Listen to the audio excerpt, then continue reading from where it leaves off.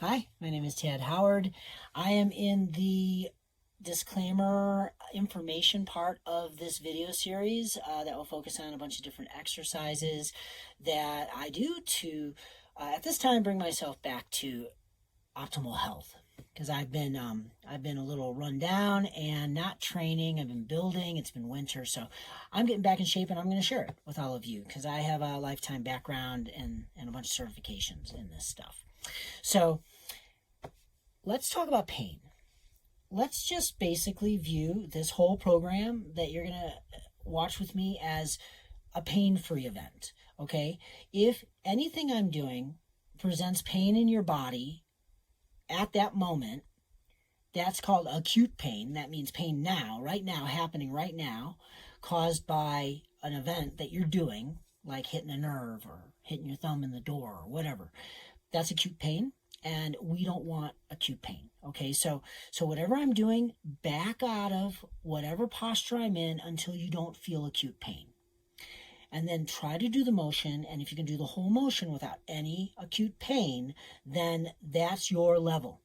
If as soon as you drop past that point and you feel a sharpness or anything waking up like that, you've gone too far. Okay, so as a general rule of thumb, no pain is a gain in this program. Okay, all right.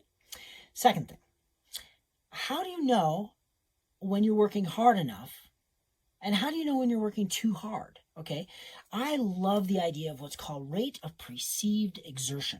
Okay, what does this mean?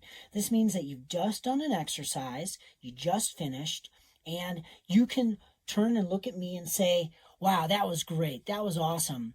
And you're not out of breath, and you can speak, and you're not dizzy, and you're not ready to pass out. Okay? Now, let's just say you get done with the exercise and you can't speak to me. You're breathing so hard, and your heart's pounding through your chest, and you're sweating profusely, and you feel dizzy.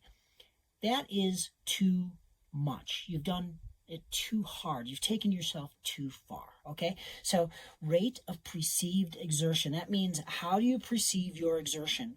How do you? You look at your breath. Can you talk after you get done with the exercise? How heavily are you sweating? Well, if you're sitting in a sauna at 180 degrees for 20 minutes, you should just be sweating like crazy, okay? But if you just basically did one set of push-ups, 10 reps with the ball at your waist, which cuts your weight in half, you should not be pouring sweat off your head. If that's happening, you've exceeded your body's capacity to handle that event. So, is your heart pounding out of your chest? That's probably an indication you've gone too far, okay? Can you speak?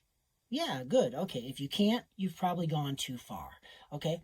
If you're extremely sweaty and you haven't done anything to actually generate that much sweat, you've probably gone too far. So those are your cutoffs, okay? So you're going to stay behind the pain, all right?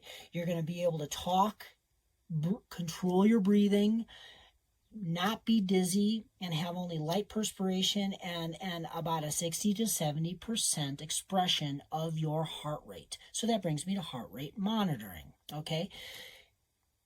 The old way was to take 220 and minus your age. So I'm 51, all right? So that means if I take 220 minus 51, I end up with 169, okay? Then, in a calculator or in your head, depending on how you do things, go ahead and take 169 in my case, times it by 0.60, and that's going to give you 101. That's my 60% heart rate. That's fat burning zone, and that's where I want to live while I train if I'm using a heart rate monitor. If you want to push it a little further, go to 70%. Okay, in my case, 70% is 118 beats a minute. Okay, or somewhere around 120. All right, so don't go past that. It's not necessary, and it's just going to burn sugar, and it's not going to burn fat, and it's probably going to take you out of your perceived exertion level to be able to functionally and safely go forward, okay? So work at 60 to 70% of your maximum heart rate. Know what that is by taking your age and minusing it from 220.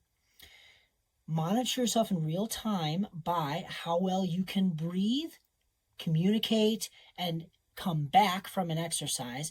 Within 30 seconds to a minute, your breath should be back under control. Okay? If it's not, you're pushing too hard. and stay behind the pain. Okay, don't work yourself to hurt while you're moving, because that's an indicator that you're in real time compressing and possibly damaging tissue. Okay, so stay behind the pain. No pain is a gain. Okay, all right, there's the disclaimer part on how to monitor yourself, and we'll see what the next one will be. Blessings to all of you. Namaste.